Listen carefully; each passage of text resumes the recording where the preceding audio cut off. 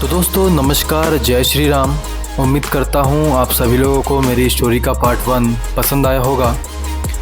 लेकिन आप सभी लोगों की प्यार की थोड़ी सी कमी महसूस हो रही है, तो मेरे इस चैनल पर आप सभी अपना अपना प्यार बरसाइए। पार्ट 1 में आप सभी लोगों ने देखा कि हम रायपुर से दिल्ली पहुँचे और फिर हमारी बस छूट गई। उस रात का संघर्ष, वो ठंडी बारिश और उसका मज़ा बस एक अलग ही अनुभव था। लेकिन असली रोमांच अभी बाकी है। जैसा कि मैंने बताया था, हमारी यात्रा नैनीताल की थी, लेकिन उससे पहले हमें भवाली जाना था। ये ट्रिप खास है। क्यों खास है ये जानने के लिए बने रहिए हमारे इस वीडियो पर। तो जैसे ही हमने नैनीताल की धरती पर कदम रखा, वो अद्भुत नज़ारा, मन कर रहा था बस रुक जाए, सब कुछ छोड़कर वहीं बैठ जाए। पर नहीं, हमें भवाली निकलना था और हम पहले ही लेट हो चुके थे। फिर क्या, थोड़ा सा आसपास घुमा और तभी चौक पर हमें एक बाइक रेंट वाली दुकान दिखी। तो हमने तुरंत ही वहाँ से 3 दिनों के लिए स्कूटी किराए पर ली और निकल पड़े भवाली की ओर। अब सोचिए, पहाड़ों की वो घुमावदार सड़कें, ठंडी हवा और हमारे रोमांच की शुरुआत। जब हम भवाली पहुंचे तो सबसे पहले हमें वहां एक अच्छा रिसॉर्ट दिखा जो हमारे बजट में था। बिना देर किए हमने अपना सामान वहां रखा और कुछ समय के लिए हमने आराम किया, क्योंकि यात्रा काफ़ी लंबी थी और हमें थोड़ी नींद की भी बहुत ज़रूरत थी। करीब 2 से 3 घंटे बाद हमारी और कैमरे की बैटरी चार्ज हो गई और हम फिर से तैयार होकर भवाली घूमने निकल पड़े। रास्ते में फ्यूल भी हमने भरवाया और फिर सीधे निकल पड़े अपने सफ़र के मुख्य उद्देश्य की ओर, कैंची धाम, बाबा नीम करोली जी के पवित्र आश्रम की ओर। दोस्तों, आप सोच रहे होंगे कि यहाँ आने का हमारा मकसद क्या था। असल में हमें बाबा जी का बुलावा आया था और यही सबसे महत्वपूर्ण कारण था। जब हम कैंची धाम के पास पहुँचे तो मानो वहाँ की ऊर्जा ने हमारा स्वागत किया हो। बाबा जी के आश्रम के नज़दीक पहुँचते ही मेरे अंदर एक अनोखी सकारात्मक ऊर्जा महसूस होने लगी और आँखों से आंसू बह निकले। ऐसा महसूस हुआ जैसे यहाँ आकर मुझे साक्षात बाबा के दर्शन हो गए। यहाँ की शांत वातावरण और सकारात्मक ऊर्जा ने पूरे सफ़र की थकान को मिटा दिया। बाबा जी के दर्शन करके ऐसा महसूस हुआ जैसे मन की सभी इच्छाएं पूरी हो गई हो।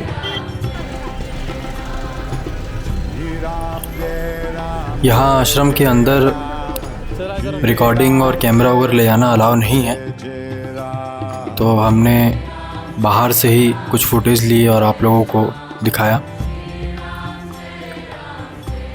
नीम करोली बाबा, जिन्हें बाबा नीम करोली या महाराज जी के नाम से भी जाना जाता है, एक अद्भुत संत और सिद्ध महात्मा थे जिनका जन्म 1900 के आसपास उत्तर प्रदेश के अकबरपुर गांव में हुआ था। उनका असली नाम लक्ष्मण दास शर्मा था। बाबा ने अपना जीवन साधना, भक्ति और सेवा में समर्पित किया। कहा जाता है कि वे अपने भक्तों के दिलों की हर बात बिना कहे जान लेते थे और उनकी अनेक दिव्य लीलाओं के बारे में सुना जाता है, जैसे एक ही समय में 2 स्थानों पर होना, लोगों की कठिनाइयां दूर करना और चमत्कारी तरीके से उनकी मदद करना। बाबा का प्रमुख आश्रम उत्तराखंड के कैंची धाम में स्थित है, जो हम यहाँ पर आज आए हैं, और ये एक बहुत ही पवित्र स्थल माना जाता है।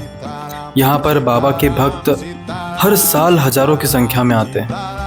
बाबा ने प्रेम, करुणा और भक्ति का संदेश दिया और कहा है कि सभी की सेवा ही भगवान की सेवा है।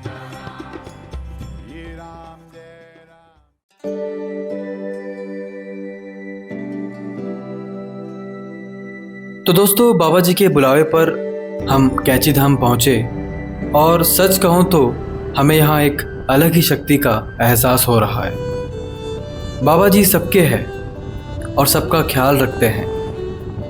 मैंने आप सभी के लिए भी बाबा जी से प्रार्थना की है।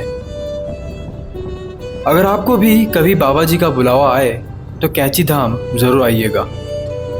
यहाँ सच में सभी की मनोकामनाएं पूरी होती है। बाबा जी के दर्शन के बाद आश्रम में बैठकर हनुमान चालीसा का पाठ भी किया और फिर हम निकल पड़े वापस भवाली की ओर। अब हमारी अगली मंजिल थी भीमताल, जो भवाली से सिर्फ 10 किलोमीटर की दूरी पर है। भीमताल में भगवान भीमेश्वर महादेव का प्राचीन मंदिर है और हम अब यहाँ पर पहुँच चुके हैं। झील के बीचों बीच एक खूबसूरत मछली घर भी है जहाँ नाव के जरिए जाया जा सकता है।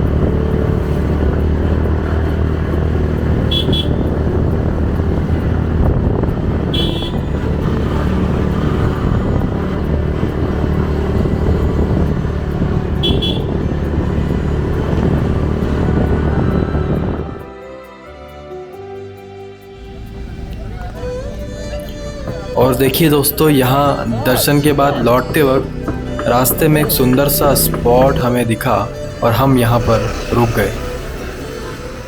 अब भाई ऐसा स्पॉट हो और हम बिना रुके निकल जाए, ये तो हो ही नहीं सकता। तो हमने थोड़ी मैगी और चाय का मज़ा लिया और कुछ मज़ेदार फ़ोटो भी खींचे।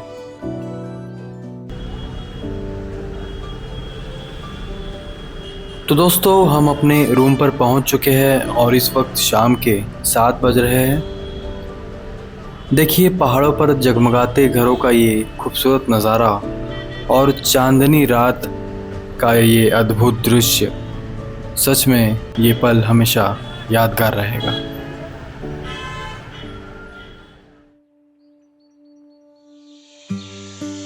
गुड मॉर्निंग दोस्तों, अभी सुबह के 7 बज रहे हैं और आज के हमारे प्लान में है घोड़ाखाल के गोलू देवता मंदिर, जो भवाली से लगभग 4 किलोमीटर की दूरी पर है।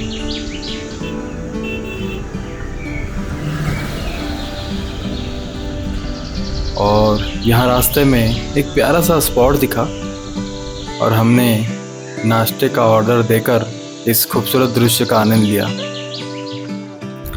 आलू पराठा और मैगी का ऑर्डर करते ही हमारा कैमरा निकल आया और कुछ फ़ोटो और वीडियो भी हमने बना लिए।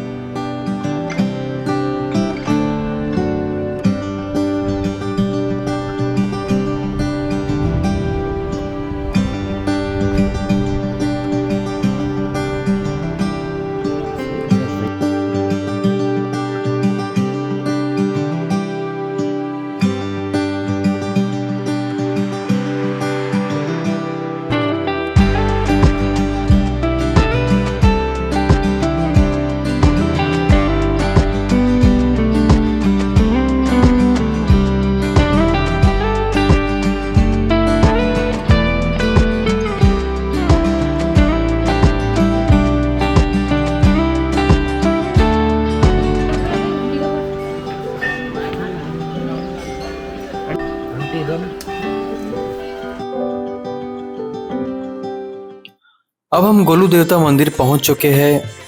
हमने यहाँ पर गाड़ी पार्क की और प्रसाद के साथ घंटी ली। वह दुकान वाली आंटी ने बताया कि इस मंदिर में लोग अपनी मन्नत पूरी होने पर घंटी बांधते हैं। गोलू देवता को न्याय का देवता भी माना जाता है और ये मंदिर 12वीं शताब्दी का है।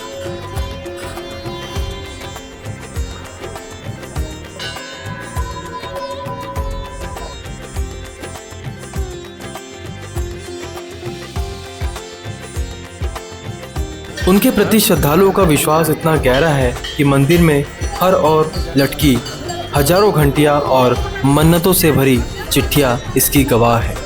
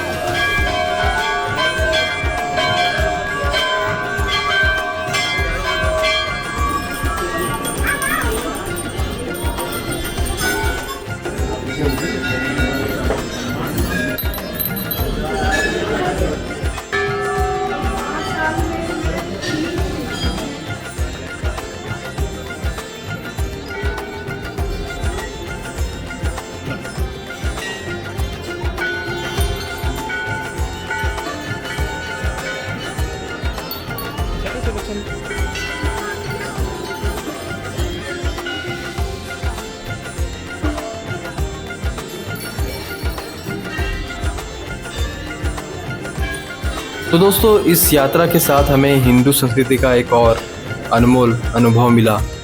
उम्मीद है कि आपको भी इस सफ़र का आनंद आया होगा।